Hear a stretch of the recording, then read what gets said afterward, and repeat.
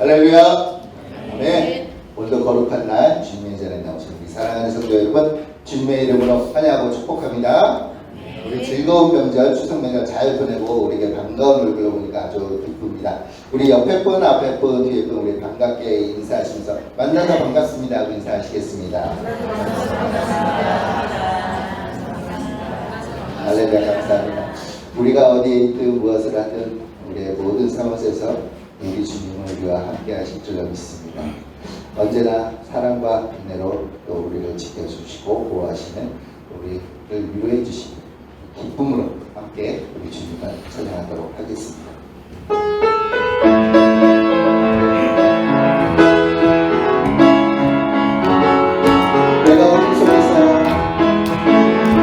내가 어둠 속에서 내가 내도 주님을 함께 계셔.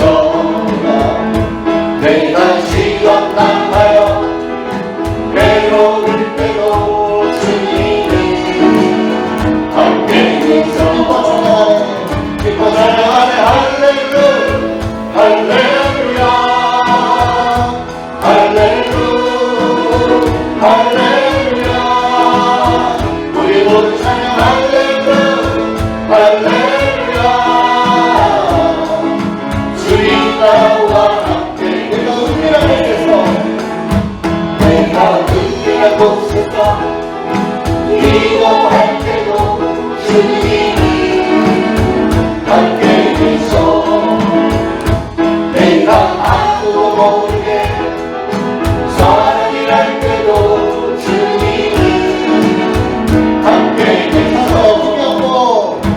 힘이 없고 연약한 사람들에게 주님이 함께 계셔. 세상 모든 영조와 자매들에게 주님이 함께 계셔. 기뻐하라 할렐루야 할렐루야 할렐루야 할렐루야. 우리 모두 찬양 할렐루야 할렐루야. 주님 나와 함께 기뻐 찬양하네. 기뻐 찬양하네. 할렐루야 할렐루야 할렐루야 할렐루야. 우리 모두 찬양 할렐루야 할렐루야. 주님 나와 함께 기뻐 찬양하네. 기뻐 찬양하네. 할렐루야 할렐루야 할렐루야 할렐루야. 우리 모두 찬양 할렐루야 할렐루야. 주님 나와 함께 너 근심이 없어도 너 근심 걱정하고 어려운 일 당해도 걱정 마라. 주 너를 지키리. 위험한 일 당해도 슬픔이 가도 걱정 마라. 주 너를 지키리. 다시 한번 너 근심 걱정하고 어려운 일 당해도 걱정 마라. 주 너를 지키리. 위험한 일 당해도 슬픔이 와도 걱정 마라. 주 너를 지키리. 의지가 주시리. 주님의 사랑 속에 와 그의 것을 이루하라. 그분의 영 속에 살라.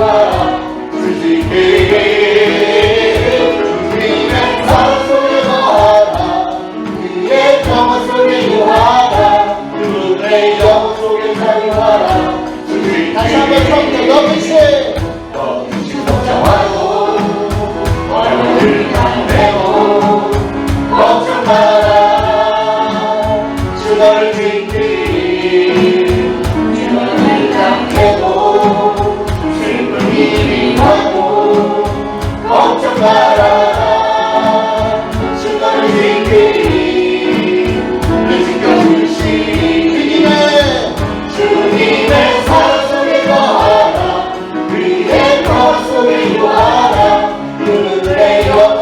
자유하라 주님의 사랑 속에 거하라 그의 평화 속에 유하라 그분의 영원 속에 자유하라 주님의 사랑 속에 주님의 사랑 속에 거하라 그의 평화 속에 유하라 그분의 영원 속에 자유하라 주님의 사랑 속에 거하라 그의 평화 속에 유하라 그분의 영원 속에 자유하라 주님의 사랑 속에 거하라 그의 평화 속에 유하라 그분의 영원 속에 자유하라 주님의 사랑 속에 거하라 그의 평화 속에 유하라 그분의 영원 속에 자유하라 주님께 할렐루야. 대한민국의 감사의 박수, 감사의 박수 올려드립니다. 우리가 고백했던 것처럼 우리가 함께 늘 함께 하시는 주님은 우리가 어려운 환경 속에 처하더라도 우리를 지키시고 위로하여 주실 줄로 믿습니다. 내일이면 우리 교회 어떠한 청년이 나라의 부름을 받아서 우리 곁을 잠시 떠나는데 낯설은 환경 속에서 힘들고 지칠 때라도 주님을 항상 믿고 주님께서 나의 힘이 되어 주신다는 것을 믿으며 나갔으면 좋겠습니다. 우리 그 고백을 담아서 함께 찬양하도록 하겠습니다.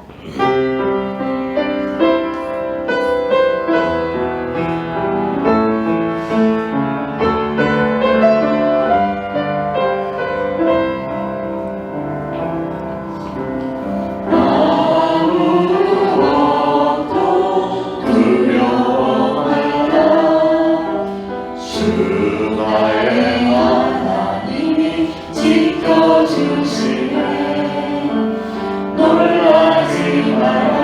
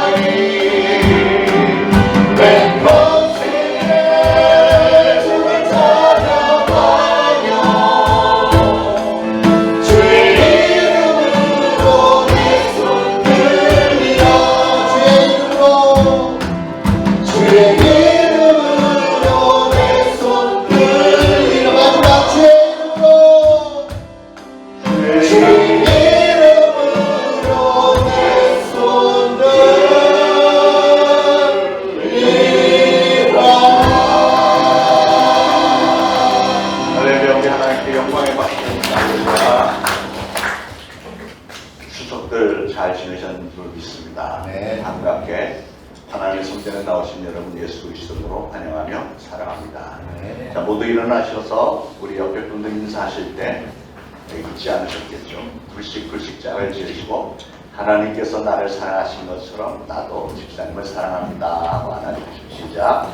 하나님께서 나를 사랑하신 것처럼 나도 집사님을 사랑합니다. 네, 한 번 더 찾아가셔서 다른 분에게 또 인사 한번 하시죠. 모르는 분 찾아가시는 게 제일 좋습니다. 자, 하나님께서 시작. 하나님께서 나를 사랑하신 것처럼 나도 권사님을 사랑합니다. 자, 오늘은 우리 이분 약속은 좋으신 하나님 찬양이 있습니다. 키보드가 안 켜져 있네요. Oh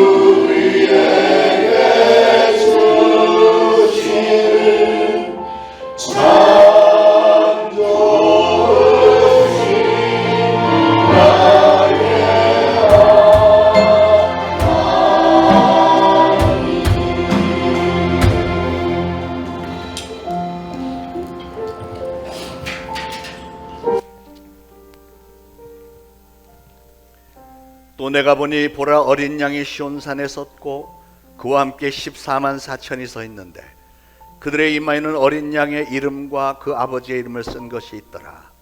내가 하늘에서 나는 소리를 들으니 많은 물소리와도 같고 큰 우레소리와도 같은데 내가 들은 소리는 검은 고 타는 자들이 그 검은 고를 타는 것 같더라. 그들이 보좌 앞과 내 생물과 장로들 앞에서 새 노래를 부르니 땅에서 속량함을 받은 14만 4천 밖에는 능히 이 노래를 배울 자가 없더라. 이 사람들은 여자와 더불어 더럽히지 아니하고 순결한 자라. 어린 양이 어디로 인도하든지 따라가는 자며 사람 가운데서 속량함을 받아 처음 익은 열매로 하나님과 어린 양들에게 속한 자들이니 그 입에 거짓말이 없고 흠이 없는 자들이더라. 아멘. 우리 이 시간 하나님 앞에 각자 합심해서 참회의 기도 올리겠습니다. 기도합니다. 하나님 아버지 은혜를 참으로 감사를 드립니다. 오늘도 거룩한 주일을 저희들에게 허락하셨고 저희들 하나님의 존전에 달려나와 하나님을 뵙게 하시니 감사를 드립니다. 저희들 간절히 소원하기는 오늘 저희들이 올려드리는 이 예배가 하나님을 가히 기쁘게 해드리는 그런 예배가 되어지기를 소원합니다. 저희들이 정성을 다해서 신령과 진정으로 하나님께 예배 올려드리기를 원합니다. 이 시간에 참회의 시간에 우리가 우리 스스로를 돌아볼 때 하나님 저희들은 영락없는 죄인임을 고백을 합니다. 그럼에도 불구하고 저희들 예수 그리스도를 나의 구주로 영접하고 예수님께서 보혈을 흘려 내 죄를 다 사해 주셨다고 하는 그 믿음을 가지고 나왔사오니 아버지 하나님 저희들의 예배를 기쁘게 흠양하여 주옵소서. 저희들을 바라보시며 우리 안에 예수 그리스도가 계시기에 죄 없다 칭하시며 우리 예배가 정말 진실로 하나님께 상납이 되어지고 우리 하나님의 기뻐하심이 우리에게도 하감이 되어지고 저희들이 예배를 통하여서 기쁨과 소망과 축복이 회복되어지는 놀라운 은혜의 시간 되기를 소원합니다. 하늘문을 활짝 여시고 성령을 물붓듯이 부으시고 하나님의 존전에 나온 사랑하는 성도들 우리 하나님께서 품어주시고 위로하여 주시고 참 잘 왔다 사랑하는 내 아들아 내 딸아 참 잘 왔다. 정말 우리 하나님께서 기뻐하시는 줄로 믿고 모든 영광을 하나님께 올려드리기를 원하며 예수 그리스도 이름으로 간절히 기도합니다. 아멘. 사도신경으로 신앙 고백 드리겠습니다. 전능하사 천지를 만드신 하나님 아버지를 내가 믿사오며 그 외아들 우리 주 예수 그리스도를 믿사오니 이는 성령으로 잉태하사 동정녀 마리아에게 나시고 본디오 빌라도에게 고난을 받으사 십자가에 못 박혀 죽으시고 장사한 지 사흘 만에 죽은 자 가운데서 다시 살아나시며 하늘에 오르사 전능하신 하나님 우편에 앉아 계시다가 저리로서 산 자와 죽은 자를 심판하러 오시리라. 성령을 믿사오며 거룩한 공회와 성도가 서로 교통하는 것과 죄를 사하여 주시는 것과 몸이 다시 사는 것과 영원히 사는 것을 믿사옵나이다. 아멘. 모두 착석하시고 함께 기도하시겠습니다. 하나님 은혜에 감사합니다. 오늘 이 시간 저희를 인도하사 함께 모여 예배드리게 하시니 감사합니다. 영원부터 만물을 창조하신 하나님 영광의 풍성함을 따라 그 성령으로 말미암아 저희 속사람을 능력으로 강건하게 하시오며 믿음으로 말미암아 그리스도께서 저희 마음에 계시게 하시옵고 저희가 사랑 가운데 뿌리가 박히고 터가 굳어져서 능히 모든 성도와 함께 지식이 넘치는 그리스도의 사랑을 알게 하고 그 너비와 길이와 높이와 깊이가 어떠함을 깨달아 하나님의 모든 충만하신 것으로 저희에게 충만하게 하시기를 기도합니다. 우리 가운데 역사하시는 대로 그 능력대로 우리가 구하거나 생각하는 모든 것에 더 넘치도록 능히 하실 하나님, 저희가 마귀가 권세를 잡은 이 세상을 살아갈 때에 저희의 생각대로만 행하고 헛되고 지나쳐갈 것에 인생의 목표를 두고 하나님 보시기에 좋지 아니한 삶을 살지 않았는지 늘 돌아보며 회개하기를 원합니다. 연약한 저희를 긍휼히 여기사 죄지은 저희를 주님 앞으로 인도하사 회복해 하시고 모든 일에 기도와 간구로 역사하시는 능력대로 살아감으로 죄 가운데서 벗어나 예비하신 하나님의 경륜과 섭리 속에서 살아가게 하옵소서. 우리 초대신앙교회를 사랑하시는 하나님, 저희 초대신앙교회가 풍성한 열매를 맺기를 기도합니다. 우리 초대신앙교회가 예배에 성공하고 양육에 충성하며 선교에 앞장서는 교회가 되게 하옵소서. 지금 이 시간 예배를 통하여 역사하시는 하나님을 체험하게 하시고 모든 성도들이 온전한 하나님의 자녀로 거듭나는 시간이 되게 하옵소서. 말씀에 집중하는 수요 예배와 기도와 간구로 성령님과 함께하는 금요 예배를 축복하사 모든 기도에 응답하시는 주님을 경험하게 하옵소서. 하루의 첫 시간을 드리는 새벽 예배 속에서 늘 함께 동행하시는 주님을 기억하게 하시고 우리 초대신학교의 모든 성도들이 영과 진리로 드리는 예배가 삶의 중심이 되게 하시며 예배에 성공함으로 찬양과 기쁨과 사랑과 은혜와 복음이 교회 안에 차고 넘쳐 이 지역사회로 흘러가게 하옵소서. 나아가 세계 열방에 복음을 전할 수 있는 능력으로 나타나 선교에 앞장서는 교회가 되게 하옵소서. 말씀을 전하시는 장로수와 목사님을 위해서 기도합니다. 하나님께서 특별히 사랑하시는 우리 초대신앙교회 안에서 말씀을 전하시는 담임 목사님에게 영과 육의 강건함을 허락하시고 늘 성령님의 임재 안에 거하게 하옵소서. 주님의 역사하심과 주님의 도우심으로 모든 목회 사역에 막힘이 없게 하옵소서. 말씀을 먹으라 말씀하신 하나님, 10월 5일부터 시작하는 양육반 사역과 우리 초대신앙교회 교육부서를 위해서 기도합니다. 살아있는 하나님의 말씀을 전하시는 세 분의 전도사님들에게 주님의 능력을 허락하사 저희의 영과 혼을 깨우는 말씀을 전하게 하옵시며 말씀을 듣는 제자들에게 성령님 함께 하시어 저희 마음속 깊이 말씀을 받아 평생에 살아가는 지혜로 삼게 하시며 오직 주의 사랑에 매여 살게 하옵소서. 땅끝까지 복음을 전하나 말씀하신 하나님, 오늘부터 다시 시작하는 노방전도와 가을 바자회를 위해서 기도합니다. 저희가 교회 앞으로 마중 나갈 때에 하나님께서 예비하신 모든 영혼들이 저희를 알아보게 하시며 저희에게도 주님의 마음을 허락하사 그 큰 사랑을 전하게 하옵소서. 노방전도와 바자회를 준비하는 모든 손길들을 축복하사 모든 필요와 수고를 참 기쁨과 은혜로 기억되게 하시며 주님이 인도하시는 전도의 통로로 많은 발걸음이 함께하고 교회에 함께 나와 예배드리는 축복을 더하여 주옵소서.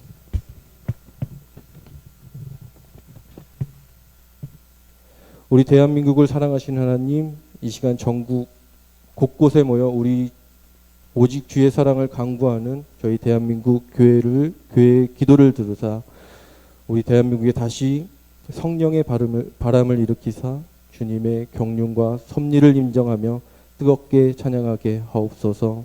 저희 대한민국 교회가 다시 일어날 수 있도록 돌이켜 회개하게 하시고 지혜와 능력을 베푸사 다시금 영과 진리로 예배하게 하옵소서.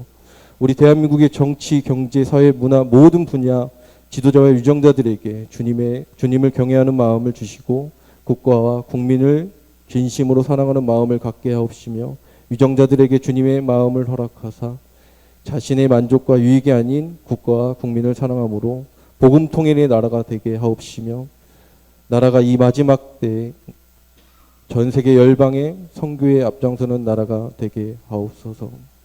우리의 찬양을 기뻐하신 하나님, 지금 이 시간 우리 초대신앙교회가 온 마음과 정성을 다하여 우리의 힘이 되신 여호와를 찬양합니다. 우리의 생명이신 여호와여, 우리를 이끄시는 여호와여, 우리의 찬양을 기쁘게 받으시고 홀로 영광 받아 주옵소서. 예수 그리스도 이름으로 기도드립니다.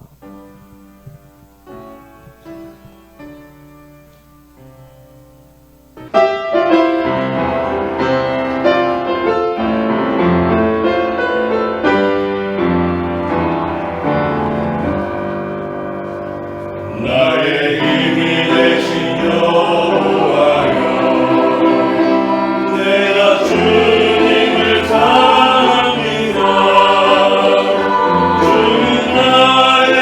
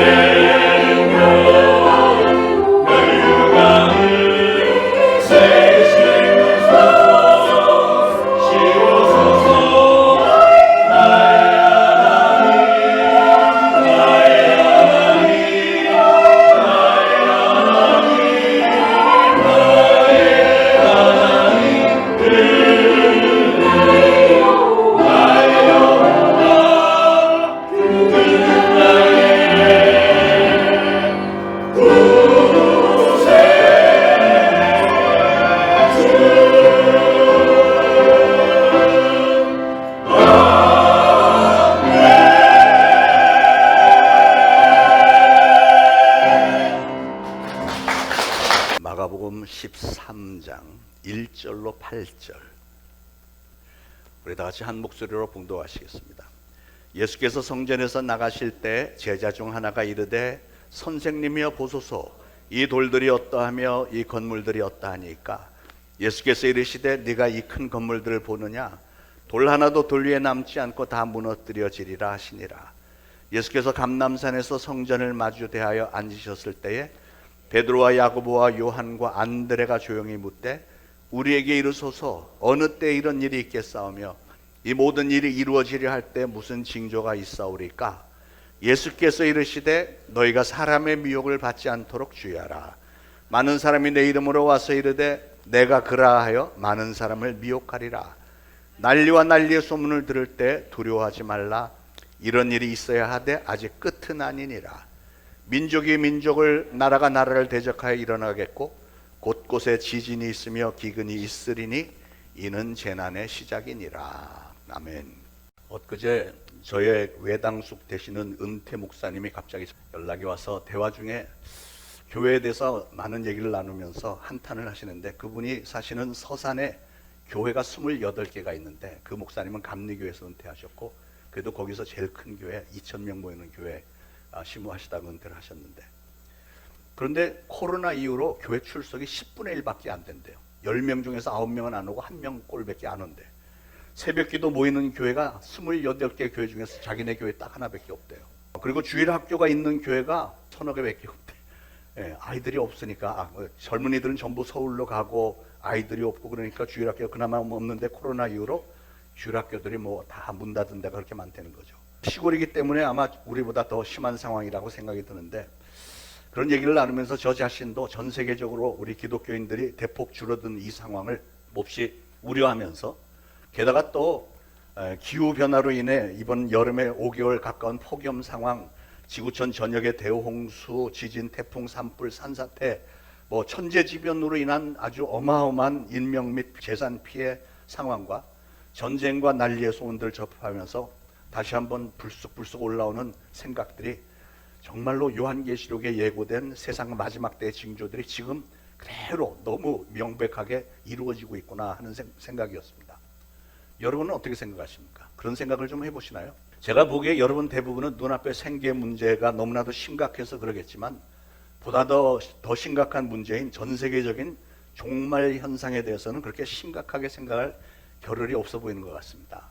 사실 이런 모든 현상의 배경에는 분명한 하나님의 메시지가 들어있는데요. 그래서 저는 오늘 참으로 안타까운 마음으로 성경은 이에 대해서 뭐라고 말씀하는지를 여러분과 한번 나누려고 합니다. 오늘 마가복음 13장 1절에 보니까 이렇게 시작합니다. 예수께서 성전에서 나가실 때 제자 중 하나가 선생님 보세요, 이 돌들이 어떠하며 이 건물들이 어떠하니까, 이런 질문을 합니다. 그러니까 예루살렘 성전에서 나오다가 성전 건물을 가리키면서 예수님에게 물은 거예요. 예수님, 이 성전에 대해서 어떻게 생각해요? 왜 그랬냐면 그 의도는 전형적인 유태인들이 가지고 있던 이 예루살렘 성전에 대한 자부심입니다. 주님, 이 성전 건물 정말 어마어마한 웅장한 건축물인데 이 성전은 그래도 영원히 가겠죠?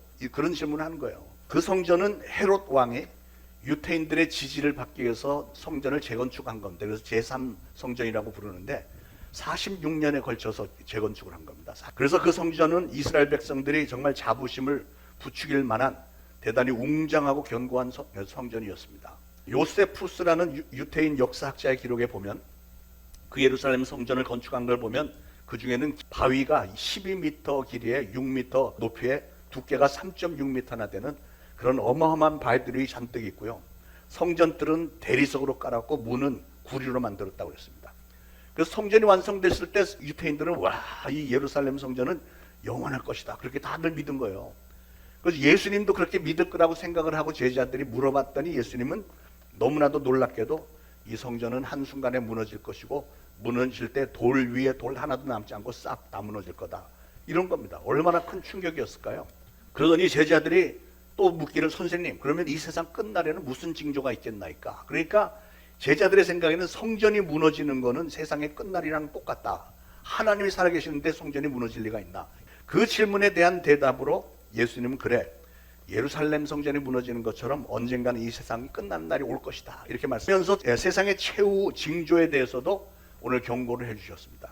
예루살렘 성은 우리가 잘 아는 대로 실제로 무너졌죠. 예수님이 말씀하신 대로 그 말씀하신 시점에서부터 30년도 안 돼갖고 서기 70년에 로마 황제의 아들 타이터스 장군이 이끄는 군대가 막 쳐들어와서 예루살렘 성전을 완전히 함락시킨 후에 예수님이 예언하신 대로 돌 위에 돌 하나도 남지 않고 성전이 와르르 다 무너져 내렸고요.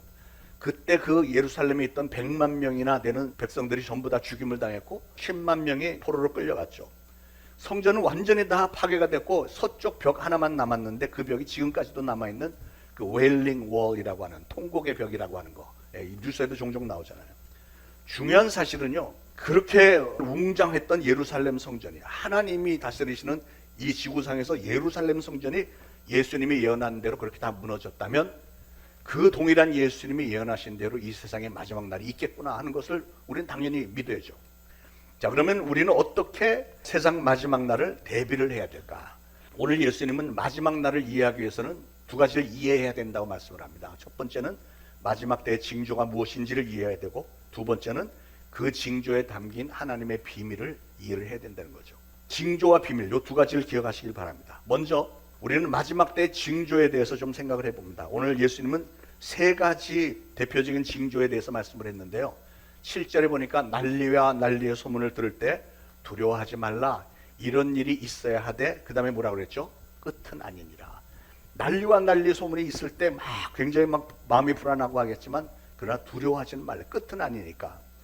또 8절에 보니까 민족이 민족을, 나라가 나라를 대적하여 일어나겠고 곳곳에 지진이 있으며 기근이 있으리니 이는 재난의 뭐라고요? 시작이다. 재난의 시작이다. 여러분, 오늘날 우리는 뚜렷하게 이런 징조들을 경험하고 있는데요, 감사하게도 그거는 끝은 아니고 이제 시작이다 라고 예수님이 말씀하셨어요. 다시 말하면 우리가 지금 경험하고 보고 있는 이런 모든 것들이 마지막 날의 시작이다. 그게 오늘 설교 제목입니다. 지금은 마지막의 시작입니다. 시작. 예, 아멘.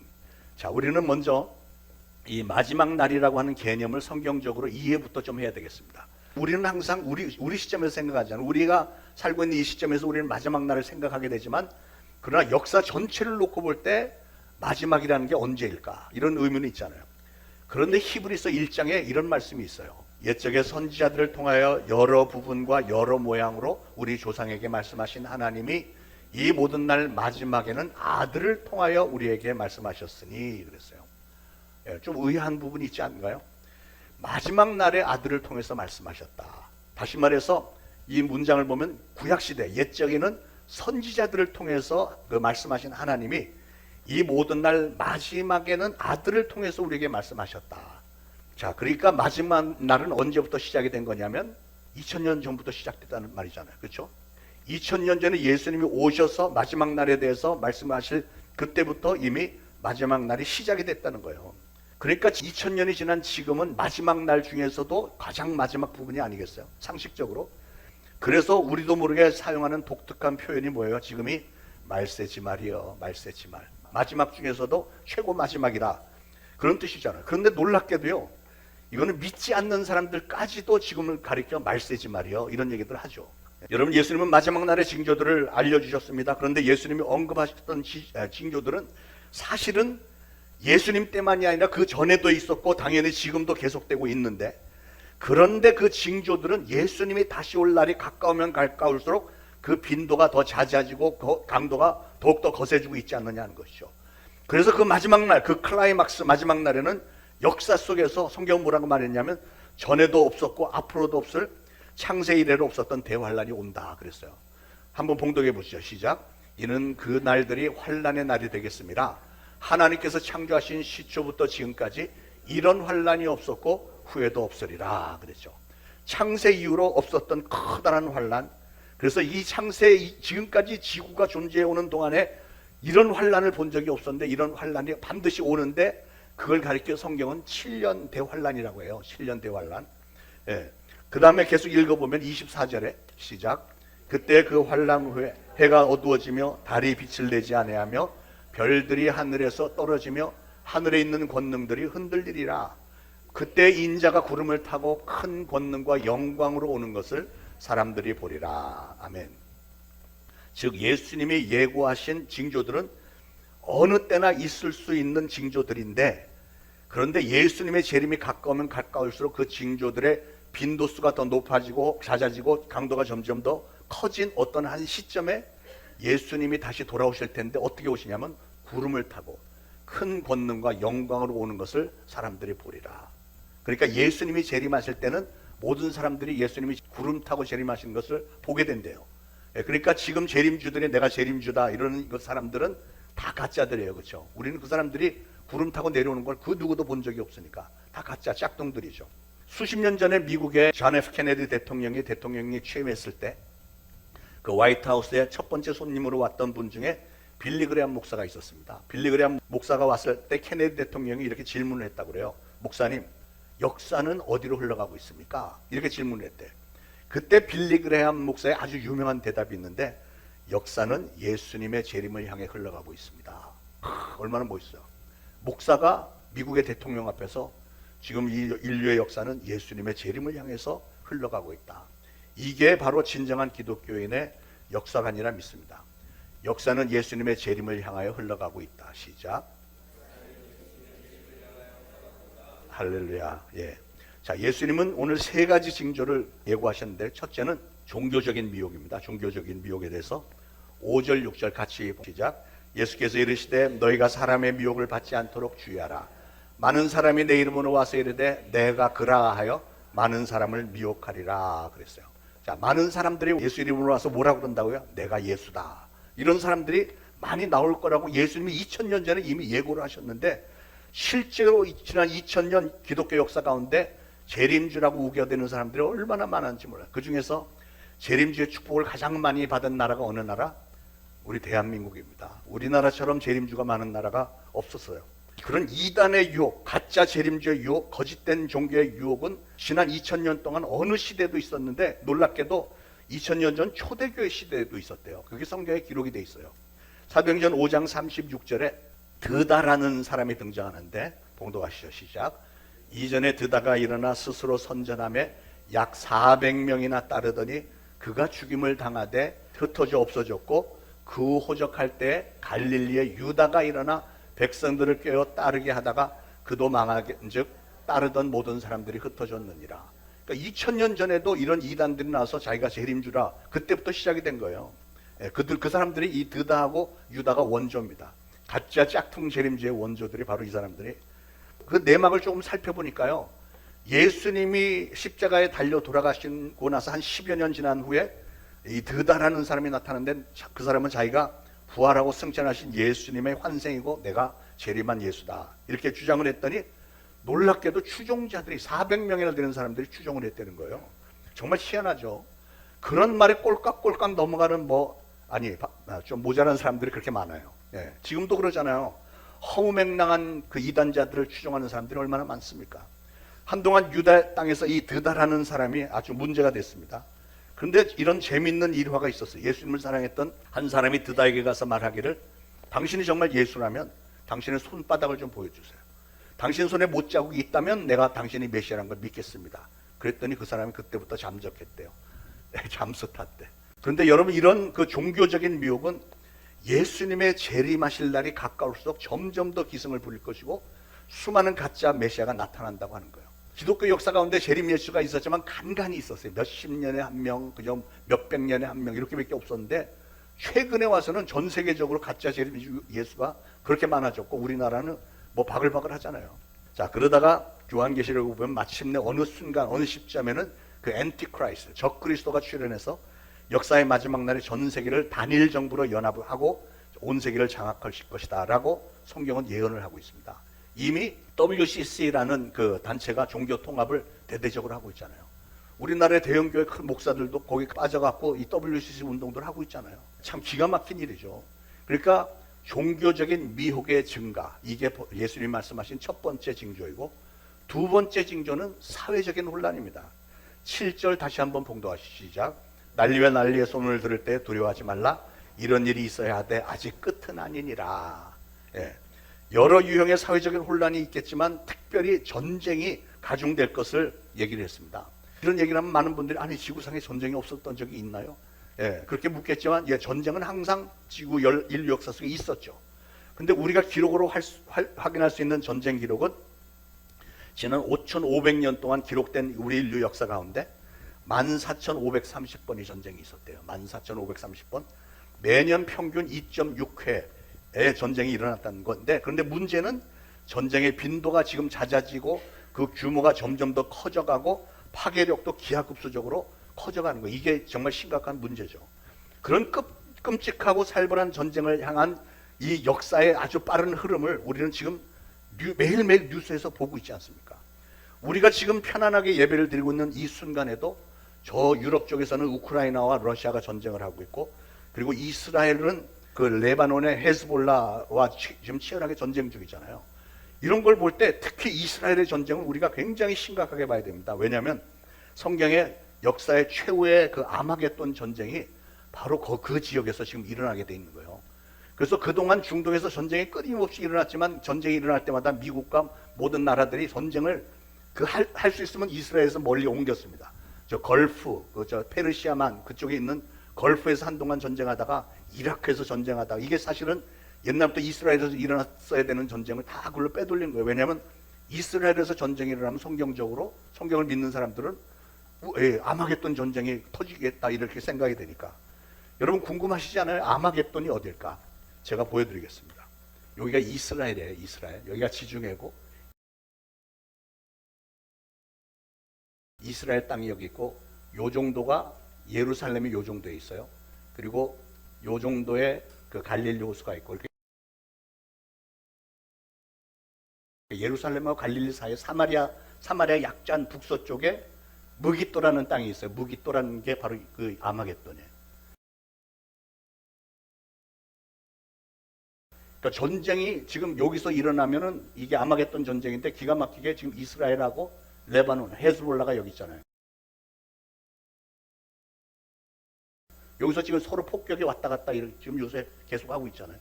이게 조금 있다가 여기 이쪽에 이란에서 개입하면, 이란이 뭐 핵폭탄 쏘기 시작하면 그냥 곧바로 아마겟돈 전쟁 들어가는 거예요.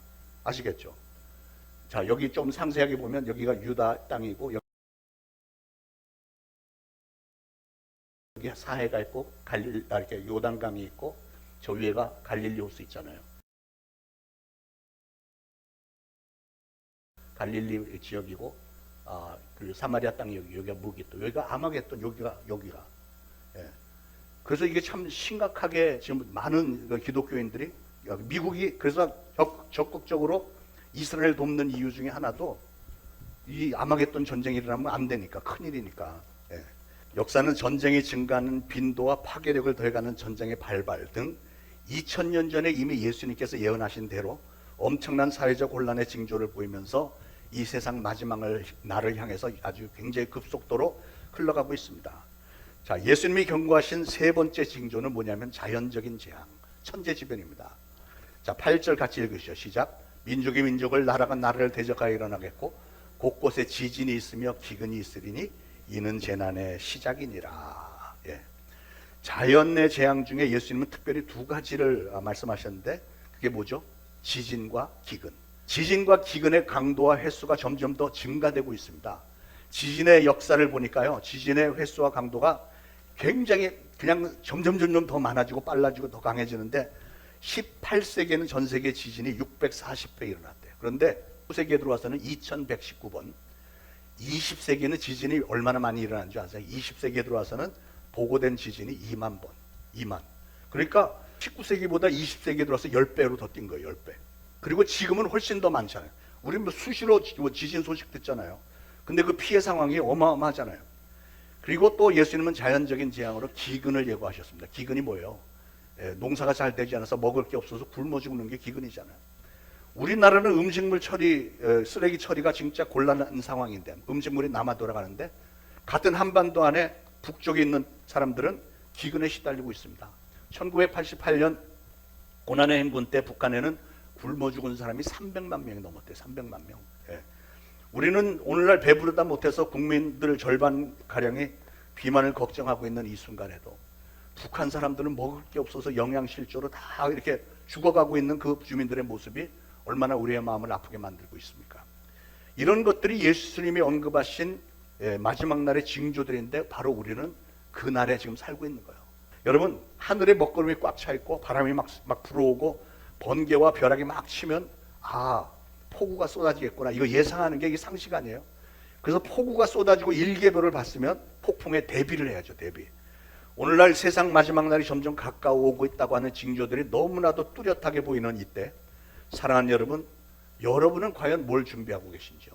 오늘 우리가 보고 있는 이런 징조들, 오늘 말씀에서 제가 설명하는 이런 징조들 여러분 확실하게 잘 이해를 하시고 여러분이 영적으로 대비를 하셔야 됩니다. 여러분이 지금 그렇게 신앙에 안일하고 나태할 때가 절대 아닙니다. 왜냐하면 지금이야말로 우리 예수님께서, 제가 보기에는 그래요, 알곡과 쭉정이를 이미 구분하는 작업을 시작하신 거예요. 내가 보기에는 코로나 3년 동안에 수많은 분들이 교회를 안 돌아오잖아요. 이미 많은 쭉정이들이 떨어져 나갔고, 그리고 코로나 이후에도 지금에서 계속해서 많은 분들이 좀 계속 교회들마다 줄고 있습니다. 그러니까 지금도 마지막 작업을 하고 계신데, 마지막까지 신앙을 지키고 남는 그 사람들이 알고 있고 그 사람들이 천국 들어가는 거예요. 이게 우리 기독교 신앙이잖아요. 그래서 지금이 어느 때냐면 신앙에 더 열심을 내야 될 때입니다. 오늘 대표기도에도 언급이 됐는데, 수요 예배, 금요 예배, 새벽 기도에 계속 열심히들 나오시고, 여러분 집에서도 기도 생활 하시고 찬양도 계속 하시고 말씀을 읽고 묵상하는 일 계속 하셔야 됩니다. 여러분이 지금까지 신앙생활을 다 해왔는데 이 마지막 판에 가서 이렇게 떨어져 나가면은, 그러면 그 얼마나 억울해요. 같이 신앙생활을 하던 모든 동료들 다 들려올림을 받는데 나만 여기 남아있다. 기가 막힌 상황 아니겠어요? 자, 두 번째로 우리는 그래서 마지막 때의 비밀, 이 징조들의 비밀을 이해를 해야 됩니다. 마지막 때의 징조들의 비밀, 이 비밀은 시간과 관련이 있습니다. 시간, 그 마지막 때가 언제냐, 그 마지막 때 예수님이 재림하신 그때가 언제냐, 그게 비밀이라는 거죠. 그게 언제인지 우리는 알 수가 없습니다. 자, 마가복음 13장 32절 같이 봉독합니다. 시작. 그러나 그날과 때는 아무도 모르나니 하늘에 있는 천사들도 아들도 모르고 아버지만 아시느니라. 여기 보니까 아들도 모르고 예수님도 모른대요. 예수님도, 심지어 예수님 자신도 모르기로 작정을 한 이유가 어디에 있을까? 그것은 33절 이하의 내용이 그 비밀을 알려주는데, 시작. 주야라 깨어라, 그때가 언제인지 알지 못함이라. 가령 사람이 집을 떠나 타국으로 갈 때에 그 종들에게 고난을 주어 각각 사물을 맡기며 문지기에게 깨어있으라 명 같으니 그러므로 깨어있으라. 밤중에 일는지 다굴 때 일는지 새벽 일는지 너희가 알지 못함이라. 그가 호련히 와서 너희가 자는 것을 보지 않도록 하라. 깨어있으라. 내가 너에게 하는 이 말은 모든 사람에게 하는 말이니라 하시니라. 자, 그 내용이 보니까 주인이 외국에 나가면서 종들에게 일을 맡겼습니다. 내가 반드시 돌아오겠다. 그때까지 내가 맡긴 이 땅과 이 모든 일들을 너희들이 열심히 돌봐라. 내가 언제 돌아올지는 모르겠지만 그러나 나는 반드시 돌아와서 너희와 결산하겠다. 여러분에게 맡겨주신 직분들, 안수집사, 권사, 집사의 직분들, 각 부서 팀장들, 그리고 구역장들 직분을 잘 감당하고 있으라는 거예요. 그때 너는 잠에 빠져 있지 말고 깨어 있는 게 신상에 좋을 거야, 그런 뜻입니다. 근데 여러분, 의아한 것은 주인은 왜 내가 언제 몇 날 며칠에 돌아오겠다 이 얘기를 왜 안 했을까? 그것은 이 주인은 지혜로운 주인이기 때문에 그렇죠. 이 주인은 인간들의 간교함을 너무 잘 알고 있었습니다. 아마도 주인이 내가 몇 년, 몇 월, 며칠, 몇 시에 돌아오겠다 이렇게 정확하게 얘기를 했으면 이 종들은 어떻게 했을까요? 이 종들은 아마 한동안 요즘 말로 땡땡이를 열심히 치면서 술 마시고 마약에 빠지고 해롱거리다가 주인이 올 때가 드디어 되면 하루 이틀 남겨놓고 그제서 정신 바짝 차려갖고 긴장해서 일하는 척하고 있지 않았을까? 여러분 같으면 안 그랬을까요? 날짜가 다 정해져 있고 그러면 그 전까지는 마음껏 놀다가 막판에 가서 전도를 해보면 그런 사람들 있잖아요. 내가 마지막 순간에만 예수 영접하면 된다며요. 그러고선 세상 길을 막 살다가 제일 마지막에 회개하겠습니다. 이런 사람들 장난처럼 물론 하겠지만 사람의 마음이 그렇다는 거죠. 그러나 예수님은 언제 다시 오겠다는 사실을 비밀로 했기 때문에 진정으로 믿음 있는 성도라면 항상 긴장감 속에 살았습니다. 예수님은 오늘 밤에도 오실 수 있다. 내일 오실지도 몰라. 그러면 나는 성경도 열심히 읽고 말씀 따라 살려고 최선을 다하고 주일 성수는 반드시 하고 새벽 기도에도 열심을 내고 열심히 전도하고 선교하리라. 늘 그런 생각을 가지고 준비 태세를 갖추고 살아라. 그게 바로 주인 되신 예수님의 의도였던 겁니다. 그런 삶의 자세를 가리켜 뭐라고 하냐면 종말론적인 삶의 자세라고 부릅니다. 종말론적인 삶의 자세. 여러분, 이거는 종말론자와는 다릅니다. 종말론자는 뭐냐면 말세가 임박했다. 그러면서 막 공포에 떨면서 직장, 사업장 다 접고 기도원으로 산속으로 잠적해버리는 그런 사람들을 가리켜 종말론자라고 하는 거예요. 종말론적인 삶의 자세라는 것은 오늘 우리 주님이 오늘 밤에 오신다고 해도 나는 부끄럽지 않게 달려나가서 정말 기쁘게 예수님을 환영하고 예수님이 나를 기쁘게 안아주실 수 있는 그런 신앙의 삶을 살고 있다. 이게 바로 종말론적인 삶의 자세입니다. 구체적으로 예를 들면 이런 거예요. 어떤 유명한 여류 문학가 집사님이 자기가 암이라는 걸 깨닫게 됐대요. 병실 밖에서 가족들이 수군거리는 얘기를 듣고 아, 내가 암에 걸렸구나, 이거를 알게 됐대요. 근데 듣다 보니까 6개월 남았다 그런데 6개월. 그래서 이분이 믿음이 좋은 기도하는 분이었기 때문에 아, 그래, 준비하자. 이제 6개월밖에 남지 않았더니 떠날 준비해야지. 그래서 부지런히 준비를 했대요. 돈 꾼 거 다 갚고, 또 그동안 관계가 서먹했던 사람들 만나서 다 풀고, 고마운 사람 만나서 식사 대접도 하고, 그래서 부지런히 삶의 주변을 덕스럽게 잘 정리를 했습니다. 근데 이상하게 병세가 나빠지질 않더래. 그래서 병원에 가서 진단 받아봤더니 암이 아니래요. 예, 그러니까 가족들이 다른 사람에 대해서 얘기하던 걸 나에 대해서 얘기하는가 보다, 이렇게 오해를 했던 거죠. 그랬더니 사람들이 그런 얘기를 했더니 그럼 억울하지 않으세요? 예, 그동안 떠날 준비하느라 열심히 뭐 하던 일도 중단하고 사람들 만나고 뭐 돈도 많이 쓰고 뭐 이렇게 했는데 억울하지 않으세요? 그랬더니 그의 대답이 아니에요. 저는 지금까지 내 일생 중에서 지난 6개월처럼 그렇게 정직하고 행복하게 살았던 적이 없습니다. 그러더래요. 사랑하는 여러분, 저와 여러분도 그런 자세로 살면 어떨까요? 오늘이 마지막 날일지도 몰라. 이런 심정으로, 아니 설령 예수님이 오늘 내일 사이에 오시지 않는다고 해도 내 인생의 마지막 날이 내 오늘이 된다면 나는 나의 삶을 어떻게 마무리할 것인가, 그런 자세요. 제2차 세계대전 때 메가더 장군이 남태평양 필리핀 군도를 떠나면서 그가 떠난 것을 아쉬워하는 사람들에게 이런 유명한 말을 남겼다고 합니다. 영어로 해서 죄송합니다만 I shall return. 나는 반드시 돌아올 것이다. 그랬대요. 그리고 이 메가더 장군은 약속을 지켰습니다. 그는 일본의 식민지 통치 아래서 신음하고 있었던 아시아의 민중을 해방하는 해방군으로 당당히 돌아왔다는 거죠. 여러분, 장군 한 사람도 그렇게 약속을 지키려고 최선을 다했다면 하나님의 아들이신 예수님이 나는 반드시 돌아올 것이다, 이렇게 말씀하시면 반드시 지키지 않겠어요? 하나님이신데. 오늘 오실 수도 있고 내일 낮에 오실 수도 있겠지만 중요한 거는 이거예요. 우리에게 중요한 거는 예수님이 언제 오시더라도 여러분은 과연 그 예수님 앞에 부끄럽지 않은 삶을 준비하셨습니까? 여러분, 한번 손을 이렇게 얹고 나는 준비가 되어 있는가 좀 생각을 해요. 나는 예수님을 맞이할 준비가 되어 있는가? 자신이 없으신 분들을 위해서 말씀드리겠습니다. 우리는 어떻게 예수님을 맞이할 준비를 할 수 있을까? 다시 오마고 약속하신 예수님은 다시 오시기 전에 우리의 준비를 도와주시려고 성령님을 보내주셨죠. 2000년 전에 성령님을 보내주셨습니다. 오늘날도 영원한 천국에서의 삶에 대한 소망을 갖지 못하고 그저 죄의 짐에 묶여서 오늘 하루하루의 삶에 매달려서 번민하고 방황하고 고통스럽고 정말 불안해하는 인생들에게 성령님은 죄사함과 구원과 영원한 천국의 소망의 길을 열어주신 겁니다. 오늘 여러분이 반드시 해야 될 일은 여러분의 마음을 활짝 열고 예수님을 여러분의 구원주로 받아들이고 그 예수님을 여러분의 주인으로 영접하셔야 돼요. 예수님이 나의 인생의 주인 되십니다 하고 영접을 하면 그때 성령님은 여러분 안에 들어오셔서 여러분 안에 계속 내재하면서 하늘의 지혜도 주시고 분별력도 주시고 여러분을 눈동자같이 지켜주시고 여러분의 인생의 길도 열어주시고 지경도 활짝 넓혀주실 줄로 믿으시기 바랍니다. 여러분이 그렇게만 하시면 성령님은 여러분을 예수님 앞에 부끄럽지 않은 삶으로, 아니 칭찬과 상급을 받을 만한 귀한 신앙인으로 준비해 줄 줄로 믿습니다.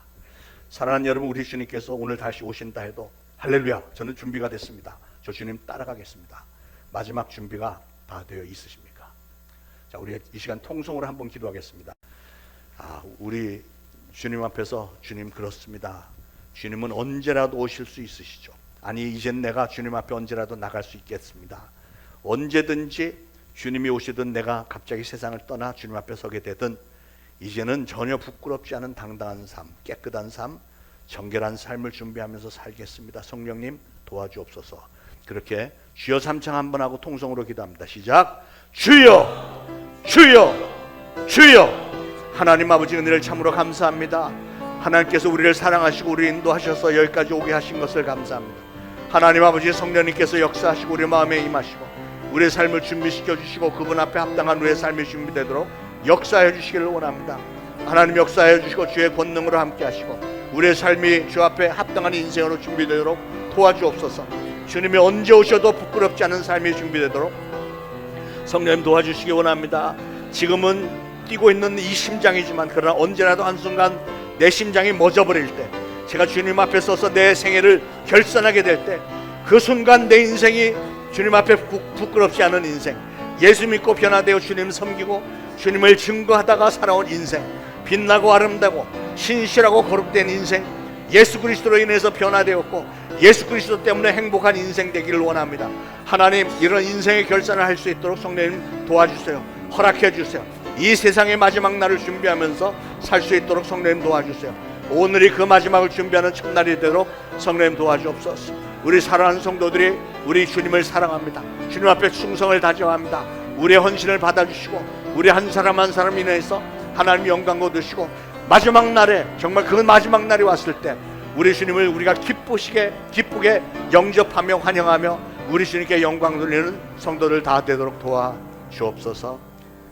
예수 그리스도의 이름으로 간절히 기도합니다. 아멘.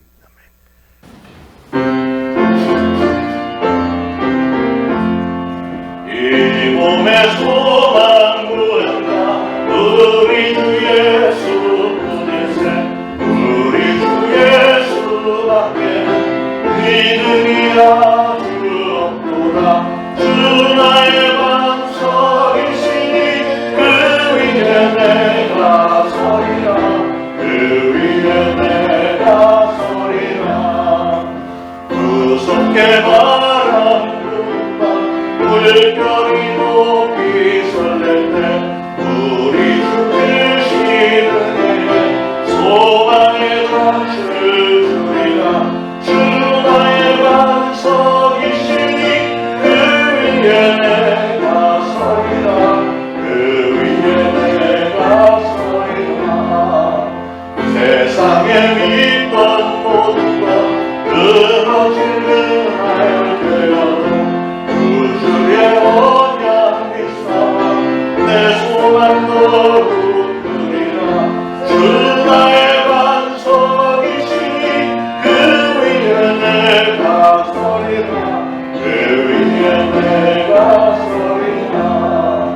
바람은 전부 올라가 하나님 앞에 외울 때 구주의 의를 힘입어 어여시 바로 서리라.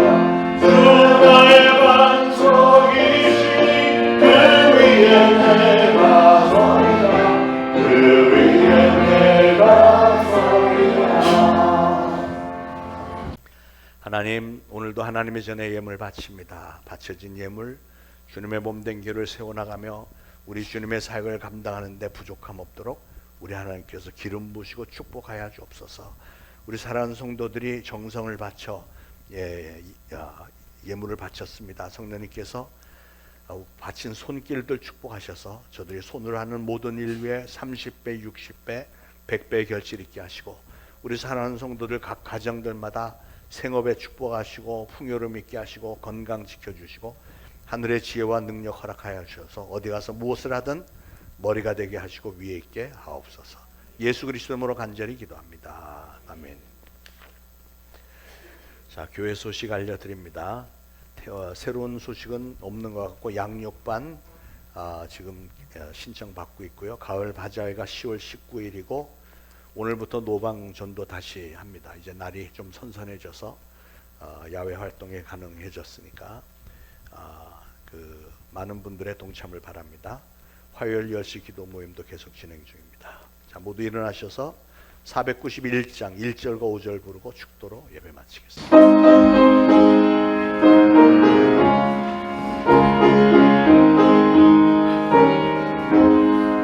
저 높은 곳을 향하여 날마다 나아갑니다.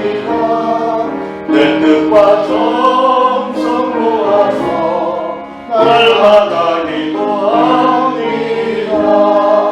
내 주여 내 맘 붙드사 그곳에 있게 하소서.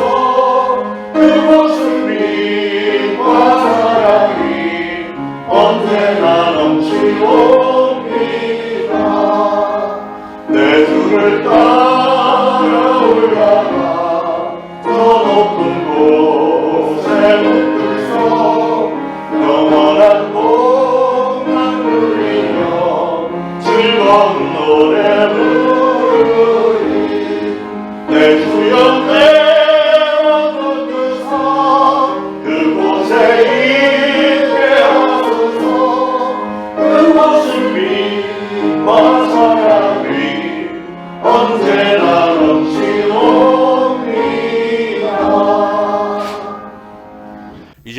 영원치고나 없기는 우리 구주 예수 그리스도의 무한하신 은혜와 하나님 아버지의 극진하신 사랑과 성령님의 감동, 감화, 교통, 위로하심이 오늘 이 거룩한 주일에 주님의 전에 나와 예배드리고 오늘 주신 말씀을 마음에 잘 새기고 이제 보내심을 받는 가정, 이웃, 직장, 사업장에서 예수 그리스도를 증거하는 사명을 잘 감당하겠노라 다짐하는 모든 성도들 머리 위에 이제로부터 영원토록 항상 함께 있을지어다. 아멘.